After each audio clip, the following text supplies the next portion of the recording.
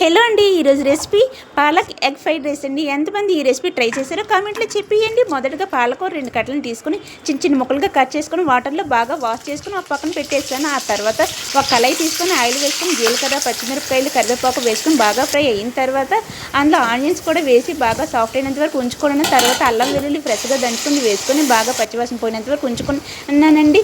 ఆ తర్వాత ఒక పెద్ద సైజు టమాటాని చిన్న చిన్న ముక్కలుగా కట్ చేసి వేసుకొని బాగా సాఫ్ట్ అయినంత వరకు ఉడికించుకున్నాను. ఆ తర్వాత ఉప్పు, కారం, పసుపు, ధనియా పౌడర్ వేసుకొని బాగా మగ్గనిచ్చాను. బాగా మగ్గిన తర్వాత బాగా మిక్స్ అయిపోయింది కదండి. ఇప్పుడు పాలకూరను కూడా వేసుకొని బాగా ఉడికించుకున్నానండి. ఒక 2-3 మినిట్స్ పాటు ఉడికిపోయిందండి. ఆ తర్వాత అందులోన 2 గుడ్లను కొట్టేసి వేసుకొని మూత పెట్టి ఒక 5 మినిట్స్ పాటు ఉడికించుకున్నాను. బాగా ఉడికిపోయిందండి. ఉడికిన తర్వాత బాగా మిక్స్ చేసుకున్నాను. మిక్స్ చేసిన తర్వాత అది ఫ్రై లాగా పొడి పొడిగా రెడీ అయిపోయింది. ఈ రెడీ అయిపోయిన తర్వాత చల్లగా అయిన రైస్ని కూడా వేసుకొని అందులోన కొత్తిమీరని వేసుకున్నానండి. ఆ తర్వాత నిమ్మ చెక్క ఉంటే నిమ్మ చెక్క కూడా పిండుకొని మూత పెట్టుకొని ఒక 5 మినిట్స్ పాటు ఉడికించుకున్నాను. ఉడికిపోయిన తర్వాత మూత తీసి పైకి కిందకి బాగా మిక్స్ చేసుకున్నానండి. బాగా మిక్స్ అయిపోయిన తర్వాత స్టవ్ ఆఫ్ చేసేసానండి.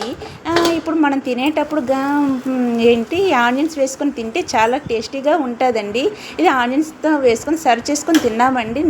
ఇది ఇంతేనండి వీడియో. నచ్చితే లైక్ చేసి సబ్స్క్రైబ్ చేసుకోండి.